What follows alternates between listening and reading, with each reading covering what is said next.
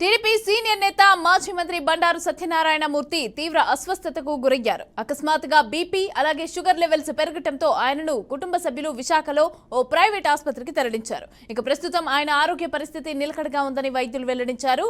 ఇక కార్యకర్తలు, అభిమానులు, అనుచరులు ఎలాంటి ఆందోళన చెందాల్సిన అవసరం లేదని 1-2 రోజుల్లోనే ఆసుపత్రి నుంచి డిశ్చార్జ్ అవుతారని కుటుంబ సభ్యులు పేర్కొంటున్నారు.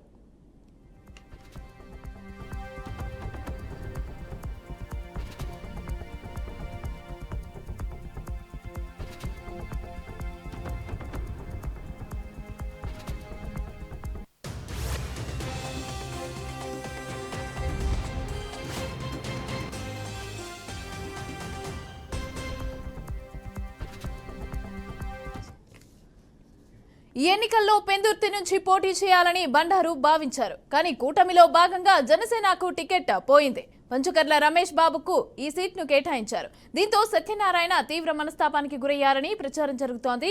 ఇక ఆ మధ్య టీడీపీని వీడి వైసీపీ తీర్థం పుచ్చుకుంటారనే టాక్ కూడా వినిపించింది. ఇక వైసీపీలో చేరితే అనకాపల్లి నుంచి ఎంపీగా పోటీ చేస్తారని కూడా ప్రచారం జరిగింది.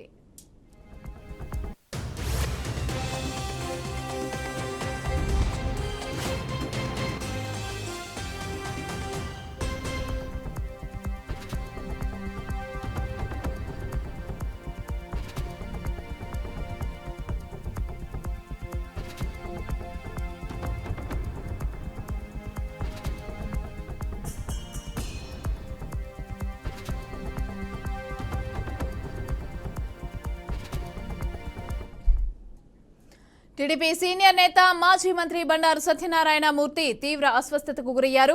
అకస్మాత్తుగా బీపీ, షుగర్ లెవెల్స్ పెరగటంతో ఆయనను కుటుంబ సభ్యులు విశాఖలో ఓ ప్రైవేట్ ఆసుపత్రికి తరలించారు. ఇక ప్రస్తుతం ఆయన ఆరోగ్య పరిస్థితి నిలకడగా ఉందని వైద్యులు వెల్లడించారు.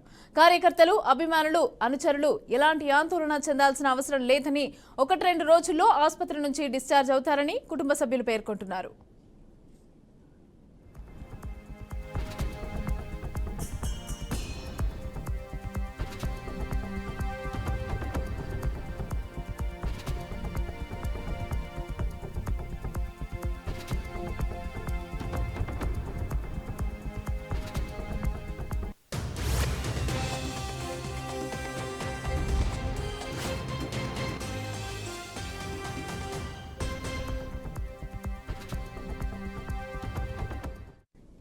ఈ ఎన్నికల్లో పెందుర్తి నుంచి పోటీ చేయాలని బండారు భావించారు. కానీ కూటమిలో భాగంగా జనసేనకు టికెట్ పోయింది. పంచుకర్ల రమేష్ బాబుకు ఈ సీటును కేటాయించారు. దీంతో సత్యనారాయణ తీవ్ర మనస్తాపానికి గురయ్యారని ప్రచారం జరుగుతోంది.